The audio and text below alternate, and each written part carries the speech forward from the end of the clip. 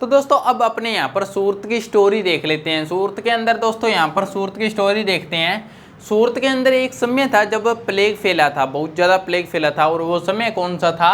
1994 के अंदर प्लेग फैला था। ठीक है, प्लेग चूहों से फैलता है वैसे तो, पर ये साफ़ सफाई ना हो तो वहाँ पर वैसे साफ़ सफाई ना होने से भी प्लेग फैल जाता है। ठीक है, चूहों से होने वाली बीमारी है, एक संक्रमित बीमारी है जो हवा के द्वारा फैलती है। तो सूरत के अंदर एक टाइम ऐसा था 1994 के अंदर, उस समय बहुत ज़्यादा प्लेग फैला था। उसके बारे में अपनी ये स्टोरी है, ये अपने जानते हैं कि क्या वजह रही थी, कैसे प्लेग फैला था। ये पहले देख लेते हैं। सूरत के अंदर 1994 के अंदर सूरत के अंदर प्लेग फैला था। ठीक है, सबसे गंदे शहरों में से उस समय ये एक हो गया था, सबसे गंदे शहरों में गिना जाता था सूरत को। इतनी ज़्यादा वहाँ पर गंदगी हो गई थी। घरों होटलों का कूड़ा कचरा पास की नालियों में ही फेंक देते थे। लोग क्या करते थे, जो घरों के अंदर होते हैं, घरों के अलावा जो होटलें होती हैं, दुकानें होती हैं, वो कूड़ा कचरा को ऐसे निस्तारण नहीं करते थे अच्छे से, वो सड़कों पर ही फेंक देते थे उसको। ठीक है, फिर जिसमें साफ़ सफाई कर्मचारियों को काफ़ी मुश्किल होती थी। साफ़ सफाई कर्मचारियों, अब जैसे नालियों में फेंक दोगे तो यार हर किसी को मुश्किल होगी, तो जो साफ़ सफाई वाले कर्मचारी आते थे उनको बहुत दिक्कत होती थी। फिर आगे नगर निगम अपना नियमित काम नहीं कर रही थी, ये भी प्रॉब्लम है कि पहले तो बेचारे जो साफ़ सफाई के कर्मचारियों को काफ़ी मुश्किल आती थी, फिर नगर निगम भी अच्छे से काम नहीं कर रही थी। वो बाद में जो कर्मचारी है वो आना बंद हो गए और नगर निगम ने भी उन पर ध्यान देना बंद कर दिया। तो ऐसा कुछ माहौल हो गया था सूरत के अंदर।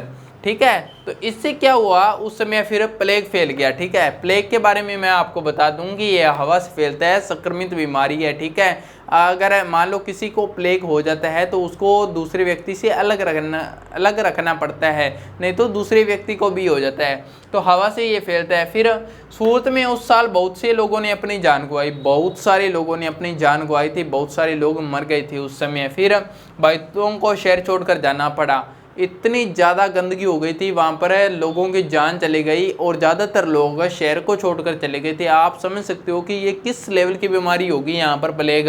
तो ये समय आप देख लीजिए 1994, ज़्यादा वह समय भी नहीं हुआ है उसको।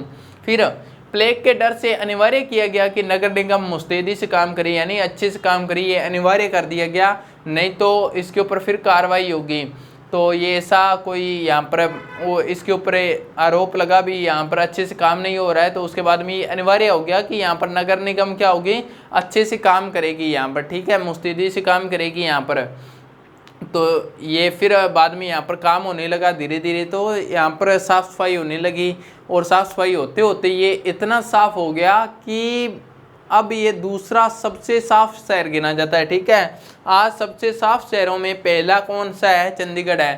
चंडीगढ़ के सबसे साफ शहर है। ठीक है, फिर सेकंड नंबर पर आता है सूरत। सूरत इतना साफ शहर है, यहाँ पर साफ शहर है कि इसका नाम अब सेकंड नंबर पर आने लग गया है। और ये देखिए यहाँ पर 1994 के अंदर प्लेग फैला था, इतनी डेथ हुई थी, इतनी मौत हुई थी, और आज इतना साफ शहर है कि यहाँ पर ये दूसरा नंबर इसने अपना ले लिया है। ठीक है, भारत के अंदर।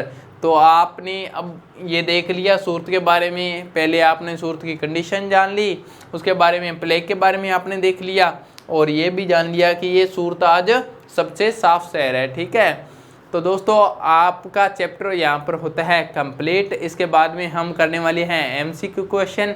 तो मैंने आपको बधाई देता हूँ कि आपका ये चैप्टर कंप्लीट हुआ। ठीक है, अब एमसीक्यू क्वेश्चन करते हैं, उसके बाद में एनसीईआरटी सॉल्यूशन करेंगे। तो मिलते हैं एमसीक्यू क्वेश्चन में, बने रहिए।